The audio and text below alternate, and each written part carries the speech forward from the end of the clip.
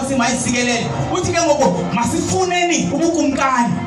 Matthew 6:30. Uthi zaye zonke izinto ziyakwengezelelwa kuni.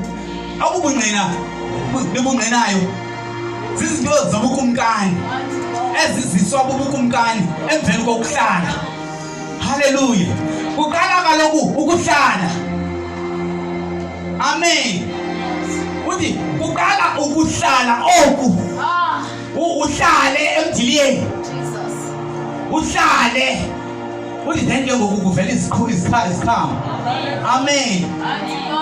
Hlalani. Amen. Hlalani kuni. Nami ndihlale kuni. Uthi makuqale wena. Uthi qala uhlale kumi ngaThixo. And then mina ngizohlala kuwe. Thank you, Jesus. Amen. Amen. Hallelujah. Amen. Uthi uba ngaba amazwi ami ahleli kuwe. Hallelujah. Hallelujah.